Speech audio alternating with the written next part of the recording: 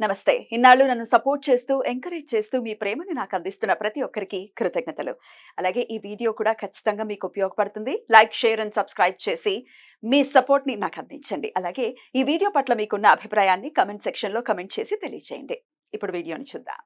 నమస్తే. Welcome to our channel. నేను పద్మిని. ప్రస్తుతంతో పాటు ప్రముఖ ఆధ్యాత్మికవేత్త, ఆస్ట్రోన్యూమరాలజిస్ట్, వేదిక్ వాస్తు స్పెషలిస్ట్, శ్రీ విద్య మరియు హనుమత్ ఉపాసకులు బ్రహ్మశ్రీ డాక్టర్ సిస్లా జయశంకర్ గారు మనతో పాటు ఉన్నారు. మాట్లాడదాం. సార్ నమస్తే సార్. సార్ నక్షత్రాల గురించి చెప్తూ ఉన్నారు. పుబ్బా నక్షత్రం, పూర్వ పల్గుని అని అంటూ ఉంటారు. మరి ఈ పూర్వ పల్గుని నక్షత్ర జాతకులు ఎలా ఉంటారు? ఎట్లాంటి విధి విధానాల్ని డెఫినెట్ గా జీవితంలో అలవర్చుకోవాలి ఫర్ ద బెటర్ లైఫ్? అలాగే ఏ దైవారాధన చేయాలి ఇత్యాది విషయాలు ఒక్కసారి మీరు. తప్పకుండా అమ్మా. ఈ పుబ్బా నక్షత్రం వాళ్ళు అసలు పుబ్బా నక్షత్రానికి అధిపతి శుక్రుడు. ఏంటి ఈ పుబ్బా నక్షత్రం ఆకారం ఆకాశంలో ఎలా ఉంటుందంటే 4 మంచం కోళ్ళు పేరిస్తే ఎలా ఉంటుందో అలా ఉంటుంది. అలా 4 మంచం కోళ్ళు ఎలా ఉంటాయో అలా ఉంటుంది. మంచాన్ని మనం ఎత్తి పెడితే ఉంటుంది కదా అట్లా. ఈ పుబ్బా నక్షత్రం వాళ్ళ లక్షణాలు ప్రియవచనుడు, ప్రియంగా స్వీట్ గా మాట్లాడతారు కానీ నీచుడు, వెంటనే బహువ్యయ పీడితుడు. బహువ్యయ పీడితుడు అంటే ఎక్కువగా ఖర్చులు, ఎక్కువగా ఇబ్బంది పడతారు. మల్టిపుల్ టాస్క్స్, మల్టిపుల్ రెస్పాన్సిబిలిటీస్, ఇవి ఫైనాన్షియల్ గా ఫేస్ చేస్తూ ఉండాలి. విధేయులకు సేవకులు ఉంటారు, వీళ్ళకి విధేయులైన సేవకులు ఉంటారు. రాజప్రియుడు, రణమందు ధీరువు, రణమందు భీరువు అంటే ఒంటరిగా ఉంటే డాంబికాలు పలుకుతాడు. నిజంగా ఒక గొడవ జరుగుతోంది అంటే అక్కడ పిరికొడైపోతాడు. Okay, show off. నిజంగా గొడవ జరిగి అది సై అంటే సై అని దిగినప్పుడు మటుకు భయపడతాడు. లాస్ట్ లో ఉంటాడు. భీరు. తక్కువ శ్రమతో ఎక్కువ ఫలితాన్ని ఆశిస్తారు. వేచి చూసే ధోరణి. సమస్య పరిష్కారం అయితే ప్రతీకారానికి చూడరు. ఒకవేళ వాళ్ళకి వచ్చిన ఇబ్బంది పరిష్కారం అయిపోతే, ఎవరి వల్ల అన్యాయం జరిగింది, ఏదో గొడవ జరిగింది, ఒకడ అప్పిచ్చాడు, ఆ గొడవ సద్దుమణిపోయింది, ఆ అప్పు తీరిపోయింది అన్నాక వాళ్ళ మీద ఇంకా గ్లడ్జ్ అనేది పెట్టుకోరు. ఏంటి పై మెరుగులకు ఇష్టపడతారు.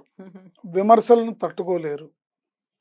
ఎదుటివారిపై నిందలు వేయడంలో సిద్ధహస్తులు. శుక్రుడు బలహీనుడైన అసూయాద్వేషాలు ఎక్కువగా ఉంటాయి వీళ్ళకి. జాతకంలో వీళ్ళకి కనుక శుక్రుడు బలహీనం అవుతే అసూయాద్వేషాలు ఎక్కువగా ఉంటాయి. 1వ పాదాన పుట్టిన వాళ్ళు, పుబ్బా నక్షత్రం 1వ పాదంలో పుట్టిన వాళ్ళు మతప్రీతి, ధైర్యము, వ్యాపార దక్షత కలవాడై ఉంటాడు. తమ పని గడవటమే ముఖ్యం, దానికోసం ఏదైనా చేస్తారు.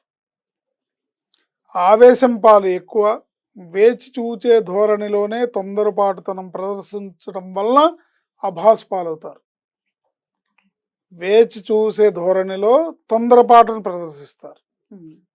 ఎన్నాళ్ళాగాలి ఇంకా అంటే లాస్ట్ మినిట్లో పని అయ్యే మూమెంట్లో ఎన్నాళ్ళాగాలి అనే తొందరపాటు అనే ఒక రాంగ్ స్టెప్ వేసి అభాస్ పాలవుతారు. అయిపోయింది కదా, నువ్వు అర్చినంతసేపు పట్టలేదు అన్న సిచ్యువేషన్స్ వీళ్ళకి ఎక్కువగా జరుగుతుంటాయి.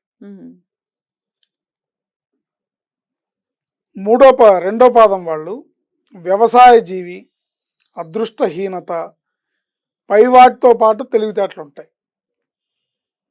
వ్యవసాయం మీద ఆసక్తి ఉంటుంది. వ్యవసాయం చేసి అంటే మొక్కలు నాటడం, ఏదో ఒక వ్యవసాయానికి సంబంధించిన ఏదో ఒక పనులు చేయడంలో ఇష్టంగా ఉంటారు వాళ్ళు. అదృష్టం హీనంగా ఉంటుంది, అదృష్టం తక్కువగా ఉంటుంది వీళ్ళకి. బట్ ఆ రెండింటితో పాటు తెలివితేటలు బాగుంటాయి. తమ అవసరార్థం ముందొక మాట వెనుకొక మాట మాట్లాడగల నేర్పులు. తమ అవసరం కోసం ముందొక మాట వెనుకొక మాట మాట్లాడగల నేర్పులు. దీంట్లో ప్రత్యేకించి స్త్రీలు. 3వ పాదంలో మంచి స్వభావము, కీర్తి, ఊహాలోక విహారం, పై ఆడంబరాలపై మక్కువ, అనవసరమైన వాటి యందు చొరవ, తనకు సంబంధం లేని దాని వాటిలో ఎక్కువ చొరవ చూపిస్తుంటారు. లేనిది ఉన్నట్లు ప్రదర్శన, ఉన్నది లేనట్లు లేనిది ఉన్నట్లు చూపించాలనే తాపత్రయం ఎక్కువ. ఇది 3వ పాదం వాళ్ళది.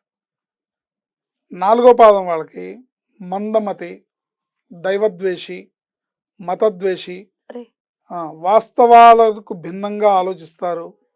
వాళ్ళు ఆలోచించే ఆలోచనలో డెప్త్ ఉండదు.